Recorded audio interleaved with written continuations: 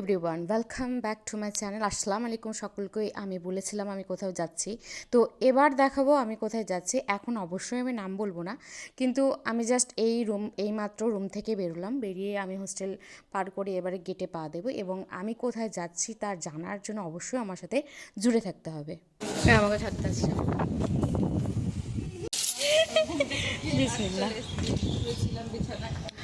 তো আমাকে মোটরটা ছাড়তে আসছে করেছি তো ভিডিওটা, তো আবার তো প্রচণ্ড রকম প্রচণ্ড রকম ঝড় বইছে। এখন ঘুরতে যাচ্ছি আমরা, হেঁটে হেঁটে টোটো পাইনি, 4 ভূতি এখনই। আর এই ভূতিয়া দলের আমি সর্দার। এদিকটা যেহেতু ফাঁকা এলাকা, তো টোটো পাওয়া খুবই মুশকিল। একটা পেয়েছিলাম যদিও বা, তবুও সে ওইদিকে ব্যাক করতে তার সময় লেগে গেছিলো। তারপর ওরা ডিসাইড করলো ওরা আমাকে অটো মোড় অব্দি ছাড়তে যাবে। মানে ভাবা যায় এই রেহান না ফিয়ান আর অক্ষরটা জীবনে কখনো পিছু ছাড়বে না। যাই হোক, কি দরকার ছিল এই আমার পরীক্ষার দিনে আসার? এদের পরীক্ষা হলো, এদের পরীক্ষার লোক এলো না, তো কিন্তু আমার পরীক্ষা ডালিয়ার পরীক্ষা আসতে হবে ভাই, তাই আস্তে আস্তে করেছে। হ্যাঁ আমাকে দেখা যাচ্ছে, হ্যাঁ দেখা যাচ্ছে। সুন্দরপাড়া আসছে, সুন্দরপাড়া উড়িয়ে নিয়ে চলেন। হ্যাঁ সুন্দরপাড়া আসছে, ও সুন্দরপাড়া আসছে বলছে। তো যাই হোক, এই মাত্র আমরা রে মাল আবার আছে পর্যন্ত নিয়ে যেতে বলবে একবারে ডাইরেক্ট, না দেরি হয়ে যাবে। পয়সা বেশি নিবে, যায় ওরি আমার 30 টাকা নিবে, 30 টাকা নিবে, তো এমনি 30 টাকা লাগবে। আচ্ছা ঠিক আছে, हम जाएंगे। 420 গো, 420 ওই মোড় অনেক দেরি, ওই তো সামনে হয় তো। তুমি আমার সাথে হাঁটবে ওটা দেখে না প্লিজ।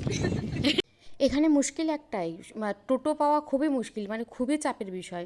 তবুও এই এতক্ষণ দাঁড়িয়ে থাকার পর ওই যে দুখানা আর হিহে মেরে লিয়ে বাহান, তো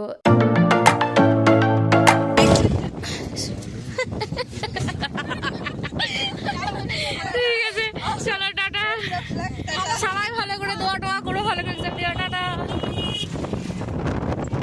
রিমেলের তাণ্ডব হয়তো সেরকম এদিকে আসেনি, তবে ওই যেটুকু এসেছিলো সেটুকু মারাত্মক লেভেলের ছিল। যাই হোক, আমি তারপরে রওনা দিলাম মালদা স্টেশনের উদ্দেশ্যে। আমি যখন স্টেশনে পৌঁছাই তখন বাজছিল 7টা বাজছিল। তো তারপরে আমি সেদিন স্টেশনে যা ভিড়, মানুষ ঠেলে যাওয়াটা মুশকিল।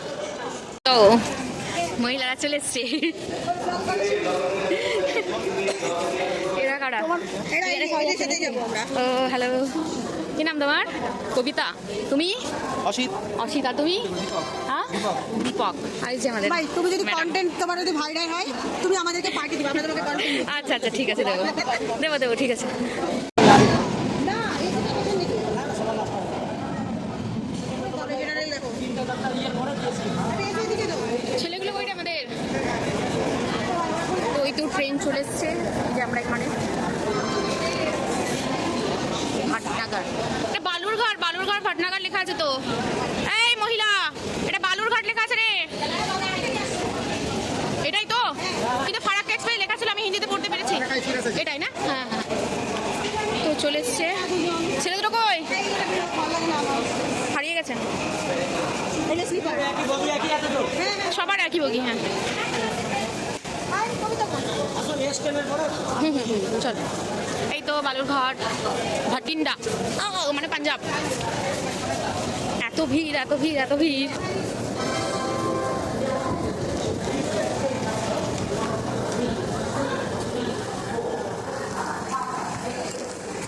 আমরা মনে হয় একটু আগেই দাঁড়িয়েছি, কারণ এসি প্ল্যাটফর্মটা এখানে আছে।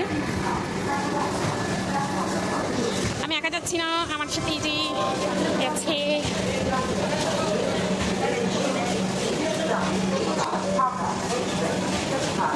জীবনে কখনো এসিতে যায়নি, এখন এসিতে যেতে হচ্ছে।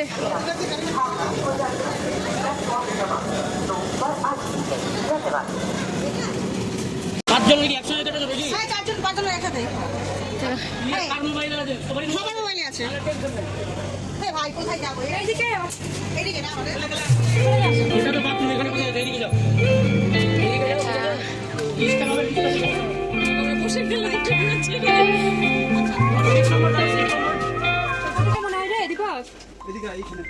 সিট নাম্বারটা একটু দেখে নাও না। তারপর আমরা সিট খুঁজে বসে পড়লাম, যেহেতু আমাদের একটা জায়গাতেই সিট ছিল 5 জনের, আর আমার সিট নাম্বার ছিল 71। আর আমাদের সাথে এই একটা ফ্যামিলি যাচ্ছিল, যে ওনারা দিল্লি যাচ্ছিলেন। যে সেহেতু ওরা আমার জায়গায় বসে ওনারা টাটা দিচ্ছিলেন।